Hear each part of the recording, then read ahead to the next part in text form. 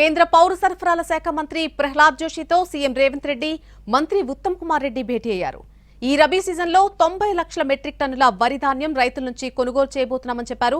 వరి ధాన్యం రైతుల నుంచి కొనుగోలు చేసి 48 గంటల్లో మద్దతు ధర డబ్బులు వారి ఖాతాల్లో వేస్తున్నామని ప్రకటించారు. ఈ రబీ సీజన్లో 30 లక్షల మెట్రిక్ టన్నుల బాయిల్డ్ రైస్ కేంద్ర ప్రభుత్వం ఎఫ్సీఐ ద్వారా తీసుకోవాలని కేంద్ర మంత్రికి విజ్ఞప్తి చేశామన్నారు. తెలంగాణ రాష్ట్రంలో ఇప్పుడు భారతదేశంలో highest paddy production, highest rice production జరుగుతుంది. అదేవిధంగా highest paddy procurement in any state in India is being done in Telangana now. ఈ రబీ సీజన్లో 90 లక్షల మెట్రిక్ టన్నుల వరి ధాన్యం రైతుల నుంచి కొనుగోలు చేయబోతున్నాము.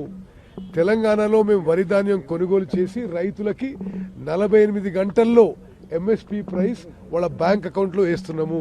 ఈ పరిస్థితుల్లో మరి తెలంగాణకి ఈ రబీలో 30 లక్షల మెట్రిక్ టన్నుల బాయిల్డ్ రైస్ కేంద్ర ప్రభుత్వం ఎఫ్సీఐ ద్వారా తీసుకోవాలని చెప్పి మేము కేంద్ర మంత్రికి రిక్వెస్ట్ చేయడం జరిగింది.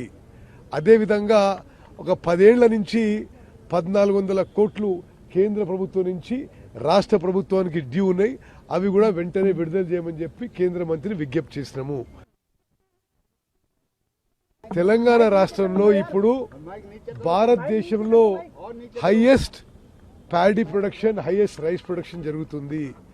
అదేవిధంగా highest paddy procurement in any state in India is being done in Telangana now.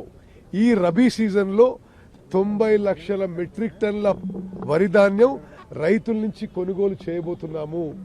తెలంగాణలో మేము వరి ధాన్యం కొనుగోలు చేసి రైతులకి 48 గంటల్లో ఎంఎస్పీ ప్రైస్ వాళ్ళ బ్యాంక్ అకౌంట్లో వేస్తున్నాము.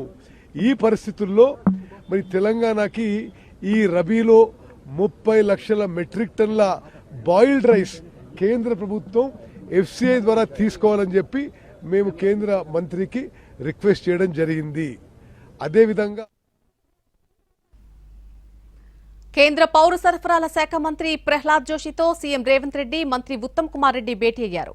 ఈ రబీ సీజన్లో 90 లక్షల మెట్రిక్ టన్నుల వరి ధాన్యం రైతుల నుంచి కొనుగోలు చేయబోతున్నట్టుగా చెప్పారు. వరి ధాన్యం రైతుల నుంచి కొనుగోలు చేసి 48 గంటల్లో మద్దతు ధర డబ్బులు వారి ఖాతాల్లో వేస్తున్నామని ప్రకటించారు. ఈ రబీ సీజన్లో 30 లక్షల మెట్రిక్ టన్నుల బాయిల్డ్ రైస్ కేంద్ర ప్రభుత్వం ఎఫ్సీఐ ద్వారా తీసుకోవాలని కేంద్ర మంత్రికి విజ్ఞప్తి చేశామన్నారు.